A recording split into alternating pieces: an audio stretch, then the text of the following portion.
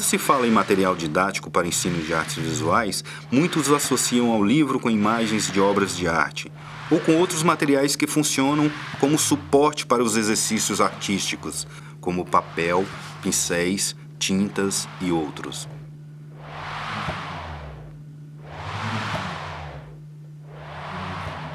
Os livros de arte, em sua maioria, não são concebidos e editados para o ensino de artes visuais. E mesmo os livros editados com essa finalidade, nem sempre funcionam ao contento, porque o processo de ensino e aprendizagem em artes visuais é dinâmico, assim como a realidade dos alunos e a estrutura de cada escola é diferente em cada lugar. Quem melhor conhece os alunos é o professor, que está junto deles na sala de aula e conhece a sua realidade e a sua cultura. E é ele, portanto, o professor, quem pode melhor pensar e produzir o próprio material didático, de acordo com a estrutura à sua disposição. Isso não significa que os livros de artes devam ser dispensados. Uma boa biblioteca é fundamental tanto para alunos quanto para professores. O especialista em ensino de artes visuais, como um propositor de material didático para a disciplina, deve ficar atento para vários aspectos na composição, produção e uso desses materiais com os alunos. Um desses aspectos é que o material didático não funciona como uma receita passo a passo dessas para se preparar um bolo. Os processos de criação e o ensino de artes visuais não acontecem de forma linear.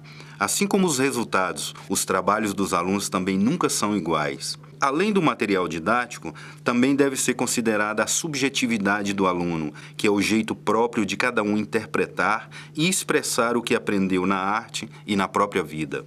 Outro aspecto fundamental é que o ensino de artes visuais, abordado numa perspectiva contemporânea, percebe a arte como área de conhecimento, como expressão e como cultura. Assim, as orientações didáticas devem estimular a construção de conhecimentos em arte, devem abordar a arte e a cultura dos alunos e criar condições para a ampliação da sua percepção estética.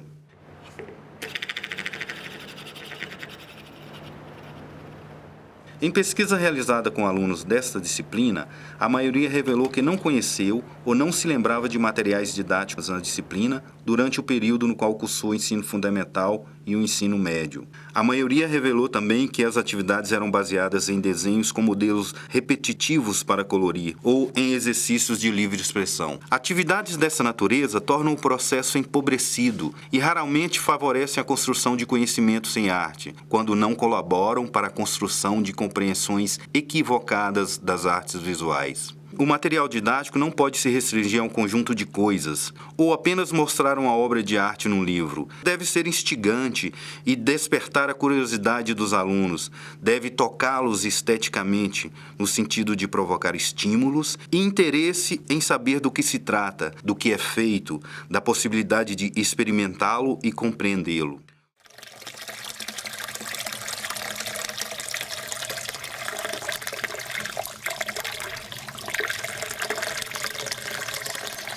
O material nem precisa ser necessariamente um objeto de arte, mas deve ser um objeto estético, deve relacionar e dialogar com o universo da arte. E o professor deve criar condições para que o aluno possa, além de produzir o próprio trabalho, apreciar e analisar a produção dos colegas e as produções artísticas de um modo geral. Essas ações enriquecem o processo porque entrecruzam atividades de fazer, apreciar e contextualizar a arte, proposições da abordagem triangular sistematizada pela pesquisadora Ana May Barbosa.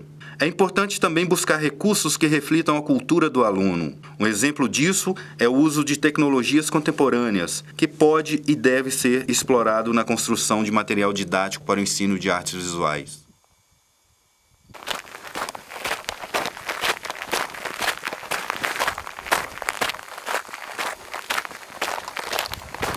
Há vários equipamentos de tecnologia que já fazem parte do cotidiano dos alunos e da maioria das escolas, Equipamentos móveis como o celular e a câmera digital se popularizaram e ficou fácil conectar e trabalhar diversas mídias no computador, como textos, imagens, sons e vídeo. Na relação com as tecnologias, deve-se pensar na utilização desses equipamentos em favor de ideias estéticas e projetos, e o professor deve atuar como um mediador, tendo o aluno como um parceiro. Muitas vezes o aluno sabe usar melhor os equipamentos do que o professor, e isso pode ser uma boa fonte para trocas de conhecimentos, já que o domínio técnico não avança muito sem a clareza dos conteúdos. Além dessas considerações teóricas necessárias para se elaborar um material didático, é preciso pensar também nos outros componentes da produção do material, como o formato que o material terá, o público para o qual o material se destina, o foco principal da proposta e possíveis desdobramentos, os desafios propostos com o material, a metodologia de desenvolvimento e os instrumentos necessários para a construção e uso. Materiais simples como o papel e elementos gráficos como o ponto e a linha são tradicionalmente usados no ensino de artes visuais, mas podem se constituir em material didático ainda mais rico, dependendo dos critérios da sua abordagem. Um exemplo que mostraremos, denominado em aberto, é o material didático apresentado por Mauro Henrique Portela Tavares como trabalho de conclusão da disciplina Laboratório 2 do curso de Licenciatura em Artes Visuais da Escola de Belas Artes da UFMG, sob a orientação da professora Juliana Gauthier. O autor apresenta uma caixa que contém folders e objetos com o propósito de servir como recurso didático para professores.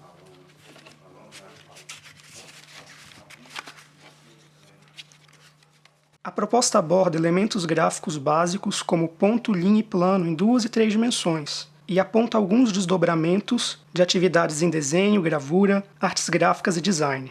A caixa tem um CD com um texto de apoio que apresenta relações entre os trabalhos de alguns artistas brasileiros e estrangeiros, como Lygia Clark e Escher, e os elementos do próprio material.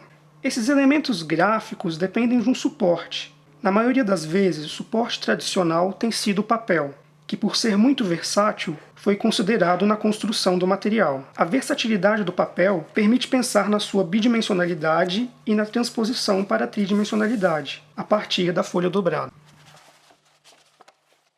Outro material didático apresentado no mesmo curso chama-se Caixa Laboratório de Luz e foi criado por Maíra Imenes Ishida. A autora aborda com o material efeitos e aspectos da incidência da luz e de sua interferência na percepção e criação de obras de arte. A experiência é apresentada em 2 formatos. Uma caixa virtual de luz, criada com recursos digitais, uso do computador e de programa específico, e outra caixa de luz feita com papelão e outros materiais de fácil manuseio e que pode ser construída na sala de aula. Antes das caixas, porém, foi criado um arquivo com fichas contendo imagens selecionadas de obras de artistas que exploram a luz nas suas composições e que instigam a percepção do olhar sobre a luz e a sombra dos objetos. As fichas contêm as referências das obras e indicações de onde encontrar mais imagens e informações. Esses exemplos são ricos, pois nos ajudam a ampliar o nosso repertório e a compreender diversas questões da arte em distintas culturas e tempos. Após a constituição do arquivo de imagens, foi criada a caixa de luz virtual, como modelo para experimentar a influência da luz na percepção de objetos tridimensionais.